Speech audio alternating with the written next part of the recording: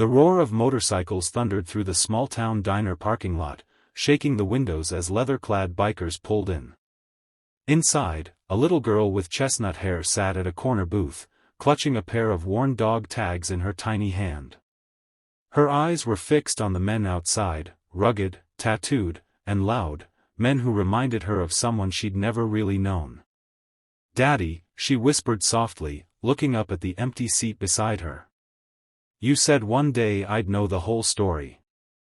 At that moment, the door chimed, and the bikers stomped in, all boots and bravado. The biggest of them, a broad man with a silver beard and a scar across his cheek, noticed the girl's gaze. He gave her a nod, but she didn't smile back. Instead, she stood, walked up to their table, and raised the dog tags. "Do you know my father?" she asked, her voice trembling. His name was Staff Sergeant Daniel Cole. The room fell silent. The bikers exchanged confused looks, all except the one with the scar.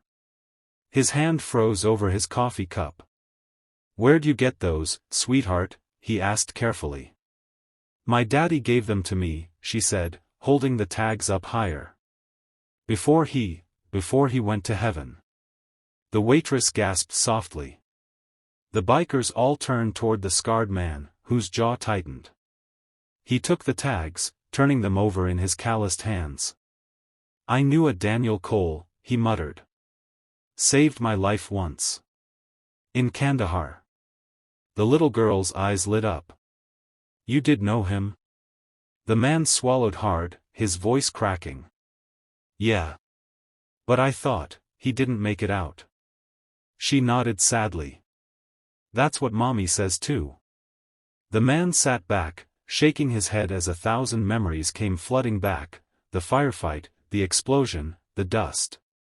He remembered Daniel Cole diving on top of him when the blast hit. He remembered waking up in a hospital bed with a letter from command, Staff Sergeant Cole, Kia. And now, here was his little girl, standing before him. From the corner, a man entered the diner, mid-30s, military haircut, wearing a mechanic's uniform. His right leg moved stiffly, supported by a brace. He looked exhausted, but his eyes softened when he saw the girl. "Lily," he called gently. "Come here, sweetheart." She turned, grinning. "Daddy. Look, these men knew you." The bikers turned to him, confused. "Wait," the scarred man said, standing up.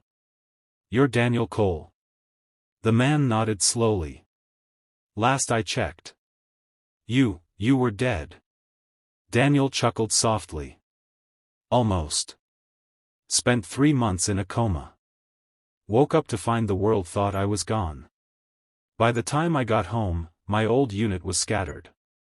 I stopped trying to explain." He glanced down at Lily. "Now I just fix engines and try to be a good dad." The scarred biker stared at him, and then suddenly, he grinned. "You don't know what this means, brother. I've carried guilt for years thinking you died saving me." Daniel smiled faintly. "Then maybe it's time to stop carrying that weight." The bikers stayed, listening to Daniel's story, how he'd come home to nothing, how Lily's mom passed soon after, how he'd been raising her alone. The man with the scar, Hawk, they called him, leaned back, clearly fighting back tears. "You know," Hawk said finally, "our club's made up of vets. Men who came back but never really came home. You and your girl, you got family now." Daniel hesitated. "I don't know if." Before he could finish, Lily tugged his sleeve. "Daddy, can they come to my birthday?" The whole diner erupted in laughter. Hawk's eyes softened. "You bet we will, kiddo." From that day, the bikers became regulars at the small-town garage where Daniel worked. They'd bring their bikes for tune-ups, but mostly, they came for the coffee, the company, and Lily's endless questions about the old days. Months later, during the annual Veterans Day parade, Daniel stood by his truck, holding Lily in his arms as the roar of motorcycles filled the streets. The same bikers, led by Hawk, rode proudly with American flags waving. Lily spotted them and wriggled free, running toward the front of the crowd. She held up the same dog tags again, shouting, "Look! This is my daddy, the bravest man I know." Every biker stopped. Engines quieted. The crowd turned to look. Hawk, unable to hold back tears, saluted her, and then saluted Daniel. The entire row of veterans followed suit. Daniel's throat tightened as he picked her up. "You see that, Lily?" he whispered. "That's what family looks like. Not by blood. By brotherhood." Later that night, as the fireworks faded, Hawk approached Daniel with something in his hand, an engraved plaque, polished and shining. It read, "To Staff Sergeant Daniel Cole, for saving one life and inspiring many more." Daniel looked down, overwhelmed. "You didn't have to." "We did," Hawk interrupted. "You taught us something today. You can lose everything in war, but if you keep love alive, you never really lose." Lily looked up, smiling. "Daddy, you're a hero."